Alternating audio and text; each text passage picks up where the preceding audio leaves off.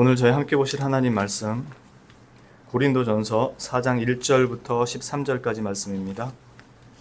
신약성경 266페이지 고린도전서 4장 1절부터 13절까지 말씀입니다. 고린도전서 4장 1절부터 13절까지 말씀 다 찾으신 줄로 알고 제가 봉독하도록 하겠습니다. 사람이 마땅히 우리를 그리스도의 일꾼이요 하나님의 비밀을 맡은 자로 여길지어다. 그리고 맡은 자들에게 구할 것은 충성이니라. 너희에게나 다른 사람에게나 판단받는 것이 내게는 매우 작은 일이라. 나도 나를 판단하지 아니하노니 내가 자책할 아무것도 깨닫지 못하나 이로 말미암아 의롭다함을 얻지 못하노라. 다만 나를 심판하실 이는 주시니라. 그러므로 때가 이르기 전 곧 주께서 오시기까지 아무것도 판단하지 말라. 그가 어둠에 감추인 것들을 드러내고 마음의 뜻을 나타내시리니 그때 각 사람에게 하나님으로부터 칭찬이 있으리라. 형제들아, 내가 너희를 위하여 이 일에 나와 아볼로를 들어서 분을 보였으니 이는 너희로 하여금 기록된 말씀 밖으로 넘어가지 말라 한 것을 우리에게서 배워 서로 대적하여 교만한 마음을 가지지 말게 하려 함이라. 누가 너를 남달리 구별하였느냐? 네게 있는 것 중에 받지 아니한 것이 무엇이냐? 네가 받았은즉 어찌하여 받지 아니한 것 같이 자랑하느냐? 너희가 이미 배부르며 이미 풍성하며 우리 없이도 왕이 되었도다. 우리가 너희와 함께 왕 노릇하기 위하여 참으로 너희가 왕이 되기를 원하노라. 내가 생각하건대 하나님이 사도인 우리를 죽이기로 작정된 자같이 끄트머리에 두셨음에 우리는 세계 곧 천사와 사람에게 구경거리가 되었노라. 우리는 그리스도 때문에 어리석으나 너희는 그리스도 안에서 지혜롭고 우리는 약하나 너희는 강하고 너희는 존귀하나 우리는 비천하여 바로 이 시각까지 우리가 줄이고 목마르며 헐벗고 매맞으며 정처가 없고 또 수고하여 친히 손으로 일을 하며 모욕을 당한즉 축복하고 박해를 받은즉 참고 비방을 받은즉 권면하니 우리가 지금까지 세상의 더러운 것과 만물의 찌꺼기같이 되었도다. 아멘. 저희가 계속 살펴보고 있는 이 고린도 교회의 문제점은 사실 오늘날 교회가 가지고 있는 문제점과 크게 다르지 않습니다. 특히 개혁파라고 불리는 이런 개혁파 교회 내에서의 문제점은 고린도 교회의 분파와 같은 모습을 조심하고 경계해야 되는 부분이 있습니다. 바른 신학을 통해서 바른 교회를 세우고 바른 신학을 추구하고 하는 것들이 바른 신학을 통해서 바른 교회를 세우고 바른 생활을 추구하는 것이 성도의 마땅한 바입니다.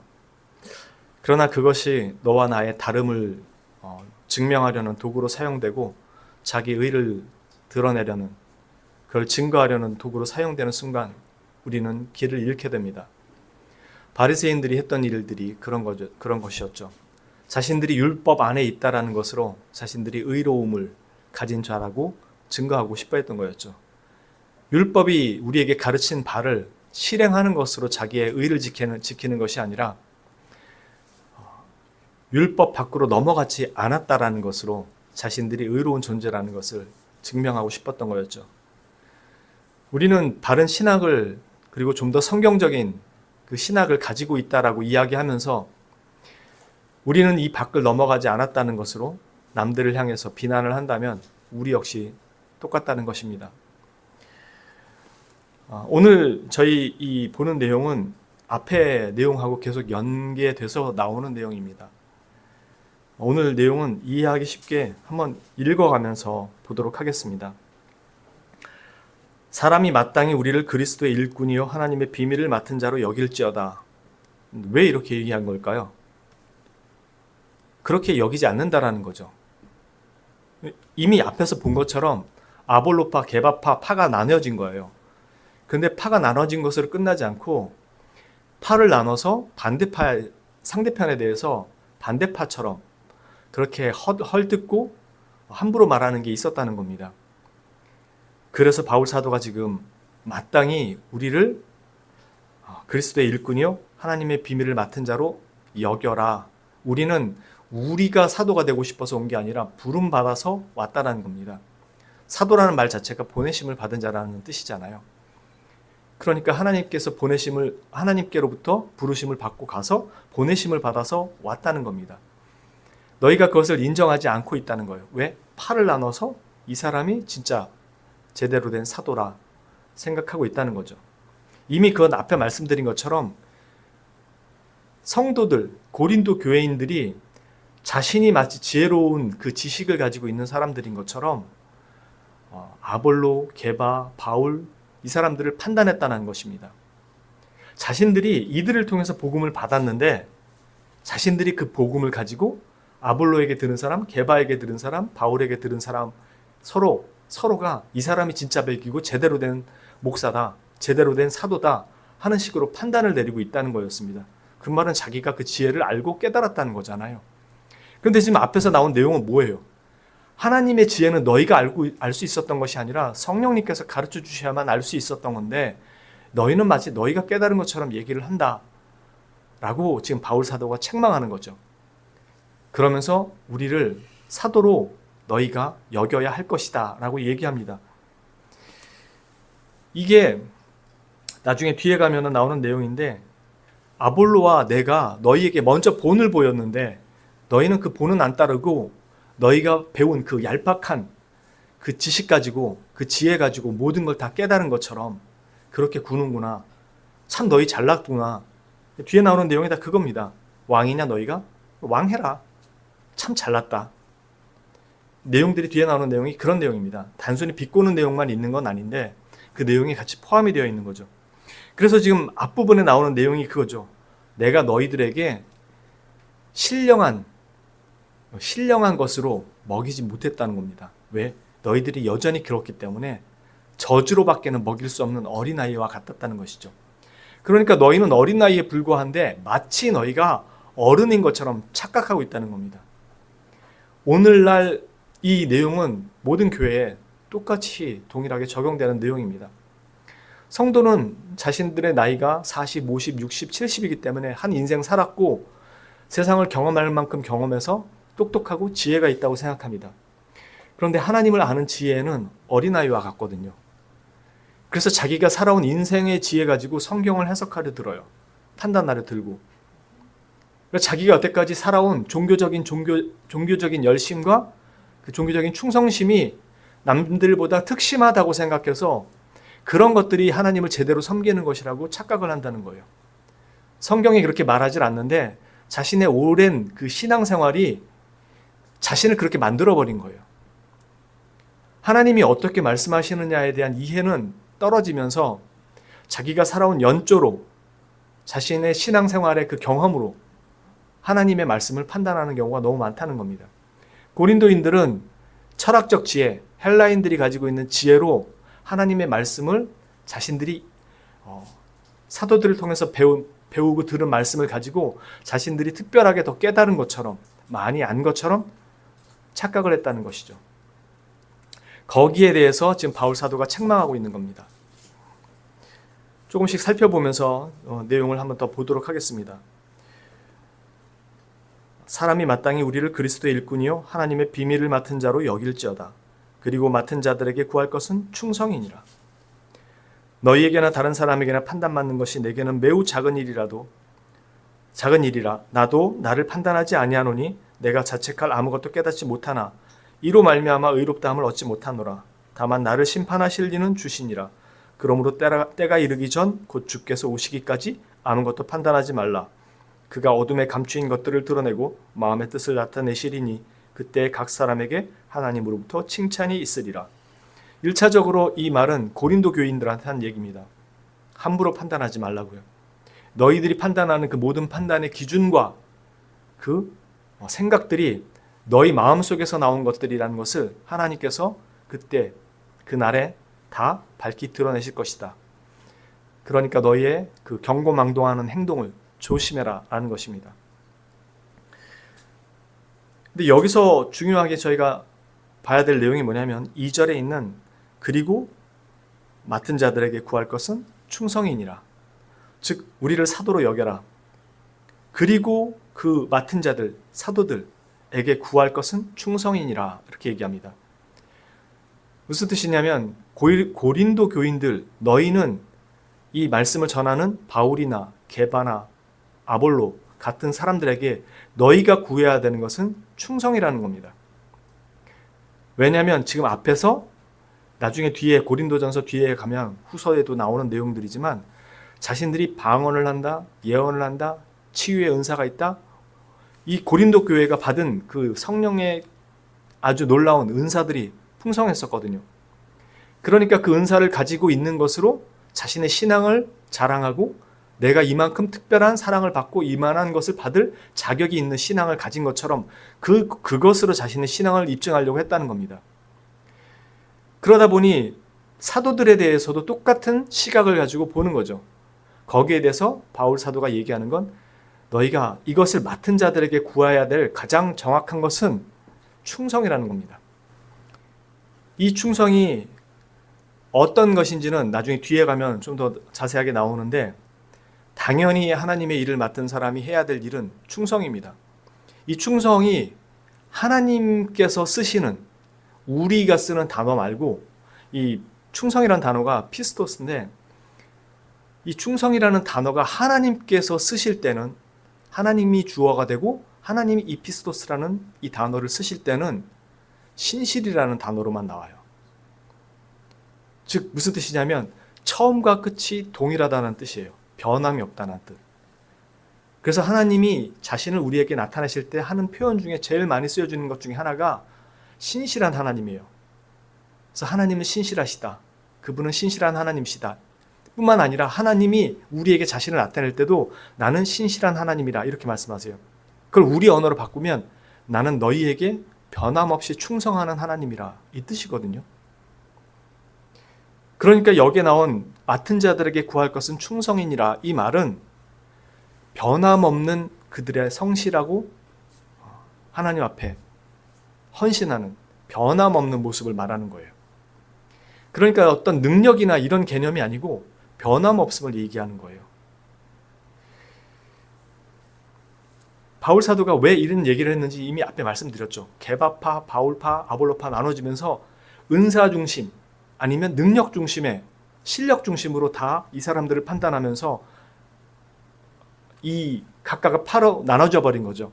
거기에 대해서 바울 사도가 하는 얘기가 우리가 아볼로와 나 바울을 통해서 너희에게 본을 보였는데 너희들은 그 본은 보지 않고 다른 것들만 보고 팔을 나눠버렸다라는 겁니다. 이게 오늘날 성경적인 교회를 세워간다고 이야기하는 개혁파 내에서도 만연한 모습들입니다. 타 교단이나 좀 다른 색깔을 보이는 목사들에 대해서 함부로 비난하고 함부로 정죄를 해요. 물론 그 목사들이나 그 일을 맡은 사람들에 대한 그 판단은 필요합니다. 그건 노회에서 할 일입니다. 노회에 있는 장로와 목사들이 7위회에서 잘못되거나 문제가 있는 것들에 대해서는 분명히 다뤄야 되는 문제입니다. 그리고 그들은 이 일을 맡았기 때문에 하나님의 말씀에 철저하게 노력하고 힘써서 바른 말씀을 전하기 위해서 노력해야 되는 건 분명한 사실입니다. 그러나 그들이 하나님의 사람이 아니라고 함부로 단정할 수가 없어요. 왜냐하면 여러분들 자신을 보면 알 수 있어요. 여러분들이 처음에 하나님을 믿었을 때 하나님에 대하여 가지고 있는 여러분의 생각들과 지금 이 여기까지 와 있는 상황에서 여러분들이 하나님에 대해서 가지고 있는 생각들이 같질 않아요. 신학이라는 건 하나님을 더 많이 알아가는 게 아니고 하나님에 대해서 잘못 알고 있는 것들이 교정돼 가는 거예요. 그래서 신학을 하면 할수록 내가 하나님에 대해서 아는 것이 너무나도 무지하구나라는 걸 알게 되고 그래서 낮아지고 겸손해져 가는 겁니다. 배우면 배울수록 아는 게 없구나, 잘못된 걸 알고 있었구나를 배워가는 거예요. 그러니 타교단, 타목사에 대해서 함부로 비난을 할 수가 없죠. 왜냐고요? 바울 사도가 그래요. 바울 사도가. 저희 고린도 후서 12장 한번 가볼게요. 이건 제가 하도 많이 말씀드려서 많이 보신 내용인데 신약성경 299페이지입니다.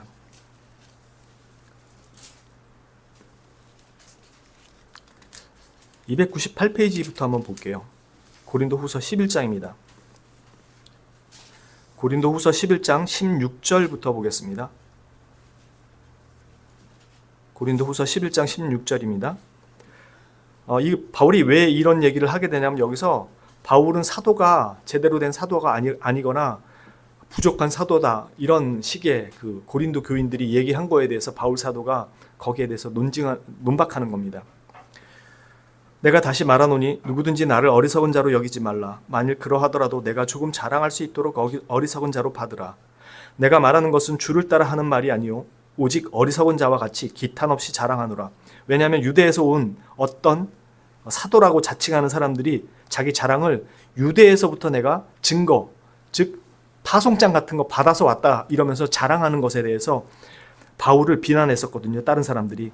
유대에서 온 사람들이 진짜 백인인 것처럼. 거기에 대해서 지금 바울이 반론하는 겁니다. 여러 사람이 육신을 따라 자랑하노니 나도 자랑하겠노라. 너희는 지혜로운 자로서 어리석은 자들을 기쁘게 용납하는구나. 누가 너희를 종으로 삼거나 잡아먹거나 빼앗거나 스스로 높이거나 뺨을 칠지라도 너희가 용납하는도다. 나는 우리가 약한 것 같이 욕되게 말하노라. 그러나 누가 무슨 일에 담대하면 어리석은 말이 남아 나도 담대하리라. 그들이 히브리인이냐 나도 그러하며 그들이 이스라엘인이냐 나도 그러하며 그들이 아브라함의 후손이냐 나도 그러하며 그들이 그리스도의 일꾼이냐 정신없는 말을 하거니와 나는 더욱 그러하도다. 내가 수고를 넘치도록 하고 옥에 갇히기도 더 많이 하고 매도 수없이 맞고 여러 번 죽을 뻔하였으니 유대인들에게 40에서 하나 감한매를 5번 맞았으며 3번 태장으로 맞고 1번 돌로 맞고 3번 파산하고 일주야를 깊은 바다에서 지냈으며 여러 번 여행하면서 강의 위험과 강도의 위험과 동족의 위험과 이방인의 위험과 시내의 위험과 광야의 위험과 바다의 위험과 거짓 형제 중의 위험을 당하고 또 수고하고 애쓰며 여러 번 자지 못하고 줄이며 목마르고 여러 번 굶고 춥고 헐벗었노라. 지금 바울 사도가 복음 전하다가 죽을 뻔한 일이 한두 번이 아니라고 얘기합니다. 그만큼 나는 충성스럽게 하나님의 일을 이해했다고 얘기합니다. 물론 유대인들에 대해서 지금 이렇게 이야기하는 것은 그런 의미가 아닙니다. 그 사람들이 그렇게 잘났냐? 정말로 그렇게 대단하냐? 나는 그러지 못했다. 나는 죽을 뻔했다. 뭐 이런 식의 지금 얘기를 한 거예요. 나중에 이 고린도후서 11장 다룰 때 저희가 이 부분은 다시 하겠습니다. 그러나 어쨌든 지금 보는 것처럼 바울 사도는 목숨을 걸고 복음을 전합니다. 참 충성스럽게 일을 했습니다. 그런데 뒤에 가면 12장 1절입니다. 무익하나마 내가 부득불 자랑하노니 주의 환상과 계시를 말하리라. 내가 그리스도 안에 있는 한 사람을 아노니 그는 14년 전에 셋째 하늘에 이끌려간 자라. 그가 몸 안에 있었는지 몸 밖에 있었는지 나는 모르거니와 하나님은 아시느니라. 내가 이런 사람을 아노니 그가 몸 안에 있었는지 몸 밖에 있었는지 나는 모르거니와 하나님은 아시느니라. 그가 낙원으로 이끌려가서 말로 표현할 수 없는 말을 들었으니 사람이 가히 이르지 못할 말이로다. 내가 이런 사람을 위하여 자랑하겠으나 나를 위하여는 약한 것들 외에 자랑하지 아니하리라. 지금 바울 사도가 놀라운 경험을 했다고 얘기합니다. 요즘도 그러죠. 부흥사 같은 부흥사라고 불리는 그런 사람들 보면 가끔 와서 자기가 이런 특별한 경험한 얘기를 막 자랑하죠. 하나님을 환상 중에 만났고 하늘까지 갔다 온 얘기하면서. 근데 바울 사도는 그걸 자기도 그런 사람이지만 그걸 가지고 자랑하지 않겠다고 얘기합니다. 오히려 약한 걸 자랑한다고 말합니다. 그 내용이 뭐냐면 그 이후에 나오는 6절 이하에 나오는 내용입니다. 내가 만일 자랑하고자 하여도 어리석은 자가 되지 아니할 것은 내가 참말을 함이라. 그러나 누가 나를 보는 바와 내게 듣는 바에 지나치게 생각할까 두려워하여 그만두노라. 즉 이런 것 때문에 혹시라도 자신에 대해서 너무 대단하게 생각할까 봐 그렇게 하지 않겠다는 겁니다. 그러면서 하는 말이 여러 계시를 받은 것이 지극히 크므로 너무 자만하지 않게 하시려고 내 육체의 가시 곧 사탄의 사자를 주셨으니 이는 나를 쳐서 너무 자만하지 않게 하려 하심이라. 이것이 내게서 떠나가게 하기 위하여 내가 3번 주께 간구하였더니 나에게 이르시기를 내 은혜가 네게 족하도다. 이는 내 능력이 약한 데서 온전하여짐이라 하신지라. 그러므로 도리어 크게 기뻐함으로 나의 여러 약한 것들에 대하여 자랑하리니 이는 그리스도의 능력이 내게 머물게 하려 함이라. 그러므로 내가 그리스도를 위하여 약한 것들과 능력과 궁핍과 박해와 곤고를 기뻐하노니 이는 내가 약한 그때의 강함이라. 즉 바울 사도가 죽을 만큼 어려운 상황들에서 충성했던 그 모습을 앞에서 이야기했다면 뒤에서는 약한 것을 이야기하면서 거기에 따라 뭐라고 얘기하냐면 약한 것들과 능력과 궁핍과 박해와 곤고를 기뻐하노니 라고 자신의 충성의 또 다른 면을 이야기합니다. 지금 여기 나온 내용은 12장 할 때 또 한번 하게 되겠지만 여러 번 여러분들에게 말씀을 드렸던 내용이죠. 바울 사도가 자신이 계시를 받은 것이 너무 커서 자만하지 않게 하려고 하나님이 내 육체에 가시를 두셨다 그래요. 그래서 이것을 하나님께 제해달라고 3번 간구했다고 합니다. 이 바울 사도가 지금 여기서 말하는 건 어떤 의미냐면, 하나님이 야, 너 교만해서 안 되겠다, 너는 좀 내가 낮춰야 되겠다 라고 해서 육체에, 여기는 아마 바울 사도에 가지고 있는 어떤 병으로 보통 보는데, 어떤 분은 그게 안질이라고 보는 사람도 있고, 어떤 사람은 간질이라고 보는 사람도 있고요. 여러 가지가 있는데, 그 가시를 주셨다, 그래서 그거를 빼달라고 요구했다라고 얘기하는 이 내용에 대해서 사람들이 어떤 식으로 이해하냐면, 야, 너 너무 교만해, 그래서 너는 내가 좀 낮춰야 되겠다, 그래서 뭔가 좀 이렇게 육체의 가시라고 하는 병을 둬서 하나님을 찾지 않으면 안 되게, 그래서 자만하지 못하게 이런 육체의 가시를 뒀다고 보통 그렇게 이해를 합니다. 제가 누누이 말씀드리지만 성경을 읽을 때 우리가 납득이 되지 않는 부분에 부딪힐 때 어디로 가면 가장 정답으로 갈 수 있냐면, 물론 원천적으로는 성경에서 어려운 부분은 다른 성경의 부분을 통해서 그걸 해석하면 돼요. 그래도 어려울 때가 있어요. 그런데 성경은 어려운 부분이 거의 없어요. 왜냐하면 자신의 지혜로 성경을 해석하려고 하다 보니까 걸림돌에 걸리는 거거든요. 성경의 어려운 부분에 부딪힐 때 어디로 가는지는 이미 여러분들은 다 배웠어요. 저희가 성경에서 나오는 걸 올바로 이해하려면 어디로 간다고요? 제일 처음에? 여러분들 소요리 배울 때 기억하시죠? 소요리 배울 때 어디로 가야 된다고요? 하나님의 성품으로. 하나님이 어떠한 분이신가를 찾아가면 돼요. 여러분들 자녀가 말 안 듣는다고 그 자녀의 약점을 딱 틀어잡고 부모가 그렇게 컨트롤 하나요? 물론 그럴 수 있어요. 너 용돈 줄일 거야, 말 안 들으니까. 여러분은 우리 하나님이 우리를 그렇게 제어하고 컨트롤 하시는 분이라고 생각하십니까? 그렇게 이해 안 되면 하나님의 속성에 위배가 돼요. 성경을 볼 때 성경을 통해서 하나님을 봐야 되는데 우리가 어떻게 해야 되는지만 보인다면 성경을 자꾸 반대 방향에서 보는 거라니까요. 하나님이 어떠한 분이신지를 봐야 우리가 뭘 어떻게 해야 되는지를 정확하게 이해를 하지, 하나님을 모르는 상태에서 자꾸 우리가 뭘 해야 되는지를 보면 이방 우상 섬기던 그 방식 그대로 자꾸 돌아오게 된다니까요. 그래야지 하나님이 나를 위해서 뭘 해주실 것 같고 신을 만족시켜야지만 될 것 같고, 그런데 내가 교만하니까 한 대 두드려 맞아야 될 것 같고, 그게 우리의 본성적인 아주 죄악된 본성이라고요. 하나님에 대한 신뢰가 없는 거. 그래서 내 집에 안 되는 모든 일들을 바로잡으려면 하나님을 만족시켜야 되는 줄로 안 되니까요. 자꾸. 지금 바울 사도가 얘기하는 건 이게 없으면 내가 복음을 진짜 제대로 더 잘 전할 수 있을 것 같은데 주님 이거 좀 빼주시죠, 그 소리 하고 있다고요. 지금 내가 받은 계시가 지극히 커서 밖에 나가서 복음을 전하려는데 안질이 걸렸어요. 지 병 하나 제대로 못 고치는 거야. 하나님의 영광이 안 드러날 것 같으니까 그걸 걱정한다고요. 만일 이게 간질이었다고 만약에 예를 해보죠. 그럼 복음을 전하다가 간질병이 돋아서 뇌전증 때문에 쓰러지면 누가 그걸 위대한 하나님이라고 듣겠냐고요. 바울 사도가 복음에 걸리적거릴 수 있으니까 이거 빼달라는 거라. 그럼 내가 진짜 복음을 더 잘 전할 수 있을 거라 같다고. 거기 하나님께서 하신 말씀이 내 은혜가 네게 족하다. 근데 우린 이거를 너 그거면 됐어, 더 바라지 마, 너는 너무 교만하니까 조금 꺾여야 될 필요가 있어, 이렇게 이해한다고요. 근데 이 말씀은 내 은혜가 네게 족하도다. 왜? 이는 내 능력이 약한 데서 온전하여짐이라.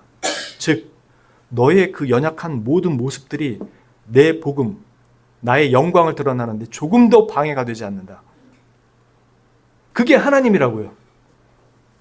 너의 어떠함이 내 일을 가로막을 수 없다. 그러니까 네가 뛰어나서 내가 너를 데리고 일하는 게 아니라 너이기 때문에 데리고 일한다. 왜? 한심하고 부족하고 못나고 볼 것 없는 너를 데리고 내가 내 영광을 드러내겠다라는 거거든요. 오늘 저희가 다루려는 내용이 이게 아니니까 다시 이제 이 맥락에서 4장으로 넘어오겠습니다. 그리고 맡은 자들에게 구할 것은 충성, 즉 신실함이라고 아까 말씀을 드렸죠. 바울 사도가 너희들은 이런 우리를 함부로 판단하지 마라. 즉 아볼로, 바울, 너희가 그런 식으로 함부로 판단하지 마라. 그건 너희가 판단해야 될 영역이 아니다. 그래서 오늘 말씀은 사도, 어떤 면에서는 오늘날 사역자들에게 하는 말씀과 성도들에게 하는 말씀이 같이 들어있습니다. 6절부터는 성도들에게 하는 말이 같이 담겨 있어요. 볼게요. 형제들아, 내가 너희를 위하여 이 일에 나와 아볼로를 들어서 본을 보였으니 이는 너희로 하여금 기록된 말씀 밖으로 넘어가지 말라 한 것을 우리에게서 배워 서로 대적하여 교만한 마음을 가지지 말게 하려 함이라. 누가 너를 남달리 구별하였느냐? 네게 있는 것 중에 받지 아니한 것이 무엇이냐? 네가 받았은즉 어찌하여 받지 아니한 것 같이 자랑하느냐? 너희가 이미 배부르며 이미 풍성하며 우리 없이도 왕이 되었도다. 우리가 너희와 함께 왕노릇하기 위하여 참으로 너희가 왕이 되기를 원하노라. 내가 생각하건대 하나님이 사도인 우리를 죽이기로 작정된 자같이 끄트머리에 두셨음에 우리는 세계 곧 천사와 사람에게 구령거리가 되었노라. 우리는 그리스도 때문에 어리석으나 너희는 그리스도 안에서 지혜롭고 우리는 약하나 너희는 강하고 너희는 존귀하나 우리는 비천하여 바로 이 시각까지 우리가 줄이고 목마르며 헐벗고 매맞으며 정처가 없고 또 수고하여 친히 손으로 일을 하며 모욕을 당한 즉 축복하고 박해를 받은 즉 참고 비방을 받은 즉 권면하니 우리가 지금까지 세상의 더러운 것과 만물의 찌꺼기같이 되었도다. 지금 바울 사도가 무슨 얘기를 하는 거냐면 너희들이 받지 않은 것이 무엇이 있었다고 너희들이 다 알고 있었던 것처럼 그렇게 우리를 판단하느냐. 그러면서 그들에 대해서 두 가지를 얘기합니다. 그게 뭐냐면 너희가 왕이 되었냐? 정말로 너희가 왕이 됐으면 좋겠다. 이 말은 진심 어린 말입니다. 너희가 진심으로 그렇게 왕같이 되기를 원한다. 너희가 그리스도 안에서 지혜롭기를 원하고 강하고 존귀하기를 원한다. 그런 의미로 쓰고 있는 겁니다. 그러면서 동시에 너희는 아직 그러지 않은 존재, 그러지 못한 존재인데 마치 그런 존재처럼 너희가 착각하고 있구나. 그러면서 책망하는 말투를 하는 겁니다. 너희가 왕노릇하기를 원한다. 그래, 왕 되라. 그래야지 우리도 왕노릇하지 않겠냐? 너희를 가르쳤는데? 라는 식으로 얘기를 하는 겁니다.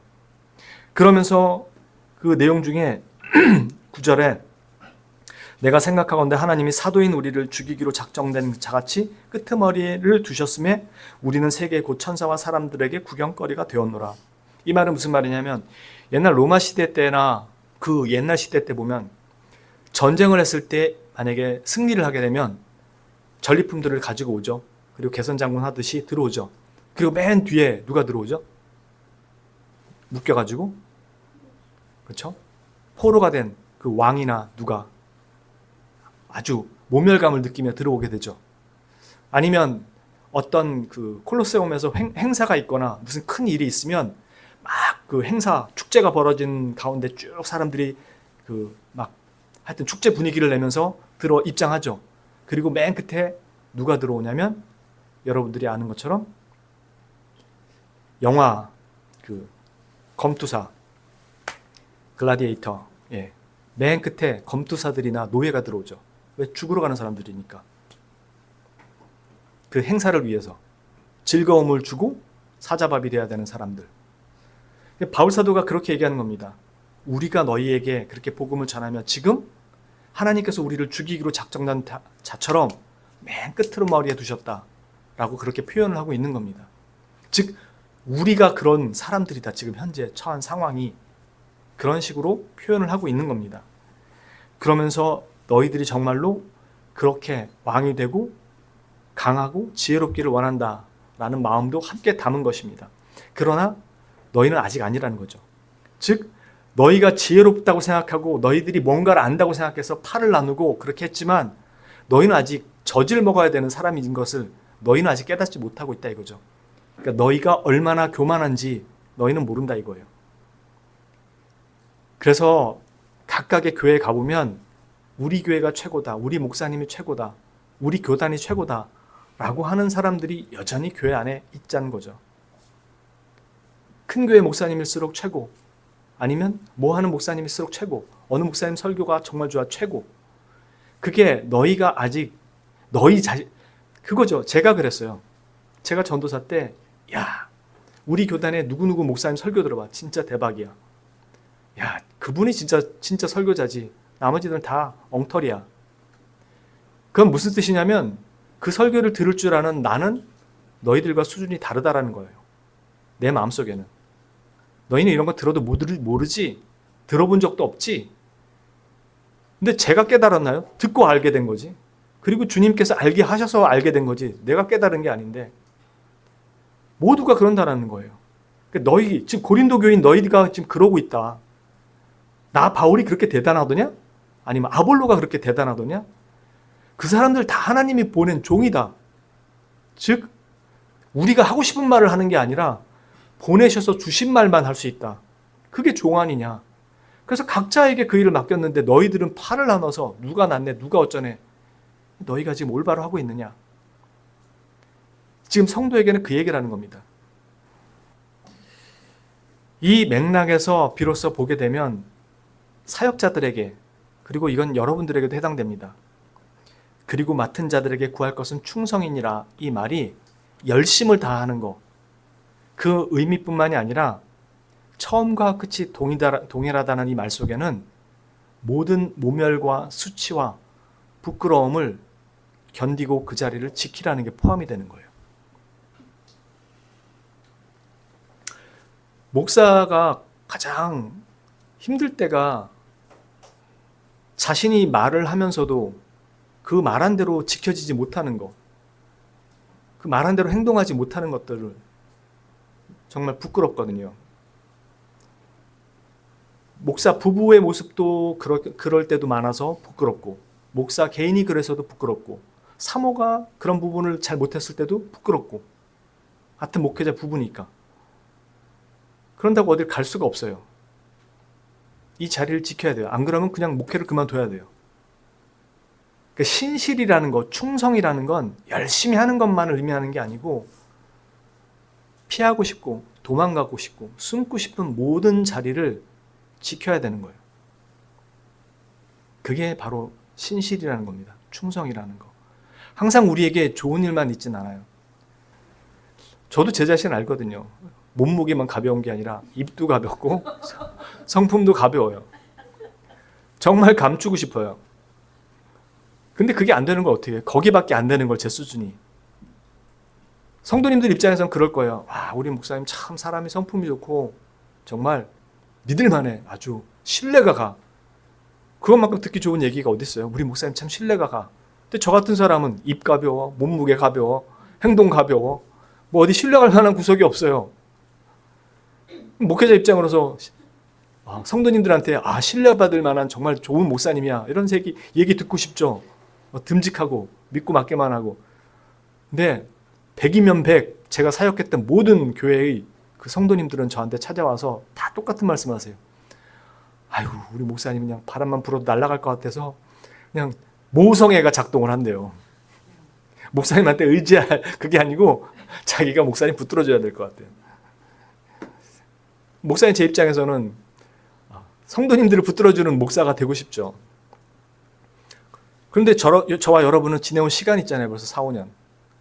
제 아내는 10년 동안 이걸 보아왔고 듬직한 남편이 아니라 촐랑대는 남편, 한없이 가벼운 남편. 근데 이걸 버릴 수 없잖아요. 그게 제가 맡은 직분이거든요. 이 자리를 지켜야 하는 그 목사로서 지켜야 하는 자리. 하나님이 보내신 자리거든요. 그러니까 너의 그 모습이 내 목회에 방해가 되지 않는다. 너는 그 자리를 지켜라. 정말 피하고 싶죠. 싹 다 바뀌고 싶고, 아니면 주님, 우리 성도님들 기억 속에 이런 것들 싹 지워주세요. 하고 싶죠. 제 과거도 싹 지워버리고 싶고. 근데 그 자리를 지키라고 하는 게 신실이에요. 어렵죠. 그러니 목회자, 사역자, 다만 이 사역자, 목회자뿐만의 얘기가 아니고 성도들의 입장도 똑같아요. 남편으로서, 아내로서, 부모로서 도망가고 싶고 피하고 싶죠. 근데 그게 하나님께서 보내신 자리고 지키도록 하신 자리고요. 그걸 충성이라고 얘기하거든요. 근데 우리는 집 팔고 논 팔고 밥 팔아서 하나님 앞에 앵벌이에서 바치는 것들이 충성이라고 생각하는 경우가 너무 많다는 거죠. 하나님을 잘 모르니까. 하나님이 그러시잖아요. 그거 내가 주는 건데 왜 네가 나한테 자꾸 주려고 하냐. 야, 저 하늘이 내 보좌인데 너 나를 위해서 집을 지어줄 수 있냐? 다윗한테 하신 말씀이잖아요.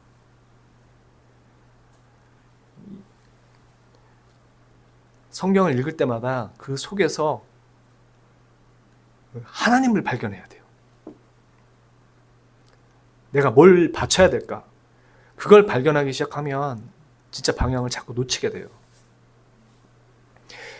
저분이 나에게 무엇을 하신고, 무엇을 하셨고, 무엇을 하고 계시고, 무엇을 하실 것인가를 믿음의 눈으로 성경 안에서 발견할 수 있어야 돼요. 이 성경 전체가 그 얘기를 해준 거거든요. 네가 대단하다고 생각하는 그 믿음의 조상들, 어떻게 그들이 거기까지 갔는지를 살펴봐라. 그걸 위해서 역사 속에서 성경을 우리에게 주신 거예요. 이걸 교리적인 몇 개만 딱 가지고 있으면 맥락이 없잖아요. 우리 학교 교수님 중에 그걸 백과사전이라고 이렇게 표현하셨는데, 그런 백과사전이, 맥락이 없는 백과사전이, 개념만 있는 백과사전이 무슨 의미가 있겠어요? 왜 이 긴 역사 속에 긴 말씀들을 담아주셨냐고. 주제는 하나인데 내가 너를 사랑하고 너를 지키고 너를 반드시 내가 원하는 자리까지 데려갈 것이다. 그 역사 속에서 드러낸 증거들인데 우리가 하나님 앞에 자꾸 뭘 드려야 하는 것처럼. 그건 하나님을 알아간 사람들이 하나님에게 반응하기 시작하는 모습들이에요. 감사로, 기쁨으로. 그래서 전에도 말씀드렸지만, 그래서 나타날 수밖에 없는 게 주님한테 감사의 고백이 가야 되잖아요. 뭘로 가요? 우리가 하나님하고 대화하는 게 기도 아니에요. 그러니까 기도에 감사의 기도가 항상 나올 수밖에 없는 거죠. 감사합니다. 감사합니다. 그리고 믿음으로 하나님 앞에 믿음을 가진 자로서 살아가는 필요한 모든 것들을 또한 구하는 거죠. 왜? 나 같은 죄인에게 주셨는데 내가 하나님 앞에 은혜로 구하는 것들을 왜 안 주시겠어요?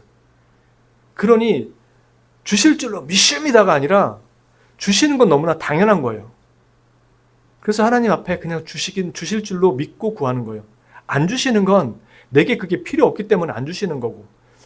그러니까 믿습니다라는 이 말은 믿음의 대상이 되시는 하나님을 향하는 거지, 현상들, 일어날 일들에 대한 것들이 우선이 아니에요. 그렇게 이해할 수 있다면 우리에게 있어서 충성이라는 건 다만 열심히 바치는 것뿐만이 아니라 내게 주어진 이 시간들과 삶이 하나님께서 놓으신 자리라는 것을 믿고 변함없이 하나님이 우리에게 먼저 충성하신 것처럼, 신실하신 것처럼 우리도 그 신실한 자리를 지켜가는 것이라는 것을 여러분들이 잘 기억하시고, 물론 힘들고 불평 불만이 있죠.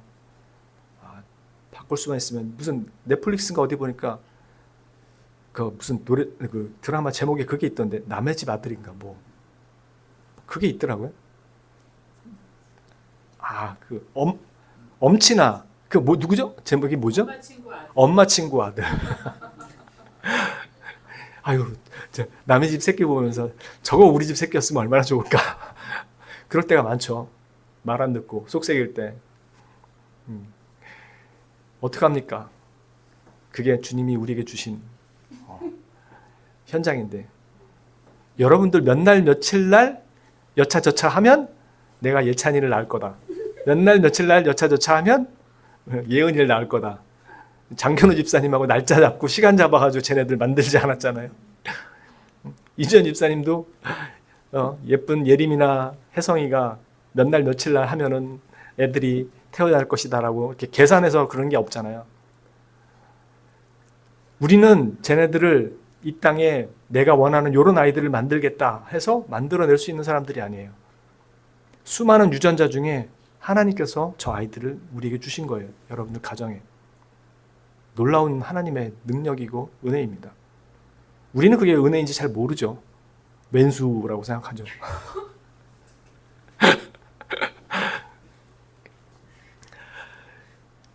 그래도 시간이 지나면서 하나님의 은혜와 역사가 그 속에서 빛을 발할 때를 목도할 때가 있어요. 가장 정확하신 하나님이라는 것을 알 때가 있습니다. 우리의 인생을 만들고 바꿔가는 분은 하나님이에요. 절대로 우리는 우리 인생을 마음대로 바꿀 수 없어요. 우리를 훈련시킬 수 있는 분도 하나님뿐입니다. 그래서 우리에게 놓여진 모든 자리는 우리가 신실하게 지켜야 되는 자리가 맞아요. 죄를 짓는 자리가 아니라면. 저는 사역자로서 도망가고 싶고 피하고 싶고 부끄러운 모습을 감추고 싶지만 다 들켜도 피할 수 없는 자리, 그게 제가 지켜야 되는 신실한 자리고요.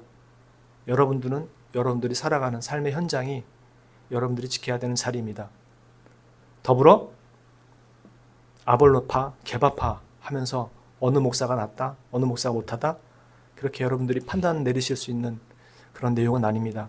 왜냐하면 하나님은 그 부족한 사람을 데리고서도 하나님의 능력을 나타내시기 때문에요. 물론 사꾼 목사는 그에 따른 분명한 하나님 앞에 심판을 받겠지만 대부분의 목사님들의 서로의 어떠한 다름과 심지어 부족함이 있을지라도 하나님은 그분들을 데리고 일을 하십니다. 그리고 바로 여러분들을 데리고 하나님은 또한 여러분들의 일을 하세요. 여러분들이 부족하다는 것에 대해서 주눅들 필요도 없고 약해질 필요도 없습니다. 하나님은 오히려 그런 여러분을 통해서 내 능력이 온전하여진다고 분명히 말씀하시니까요. 이게 저와 여러분들이 가지고 있는 은혜고 특권입니다. 잘 기억하시고 여러분들의 삶의 자리를 은혜 속에서 지켜가시기를 주님의 이름으로 진심으로 축복합니다. 기도합니다.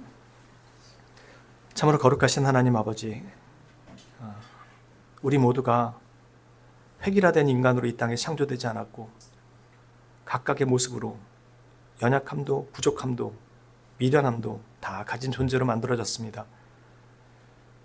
그러나 우리의 모든 이런 모습들이 하나님의 은혜와 영광을 드러내는데 부족하지 않을 것이라고 말씀합니다. 물론 우리는 이 일을 위해서 죄와 맞서 싸우며 하나님의 영광을 드러내기 위해서 최선을 다하는 삶을 살아야 할 것입니다.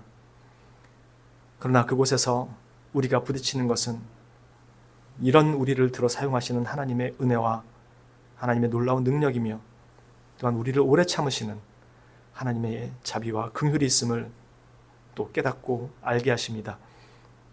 주님, 우리가 놓인 자리가 무엇이든 어떤 환경에 부딪혔던 어디에 서 있던 뒤로 물러서지 않게 하시고 부끄러워하지 않게 하시고 다만 하나님의 은혜와 자비와 능력과 그 권세에 힘입어 어제보다 더 나아지는 그런 하루를 위해 힘쓰고 노력하며 우리 주님과 동행하는 그런 인생을 살도록 은혜 더하여 주시옵소서. 오직 하나님께서 우리에게 기뻐하시는 것은 상한 심령이며 온전히 하나님 앞에 나와 주의 은혜를 구하는 것이며 주의 능력을 구하는 것이며 주님의 인도하심을 따라 순종하는 그 길임을 기억하고 우리에게 놓여진 모든 자리마다 그렇게 충성하는 하나님의 거룩한 백성 될 수 있도록 인도하여 주옵소서. 이 모든 말씀을 우리를 그 자리로 인도하시고 이끌기 위해서 구원하신 우리의 유일한 구속주 되시는 그리고 인도주 되시는 구주 예수 그리스도 이름 받들어 감사드리며 기도합니다. 아멘.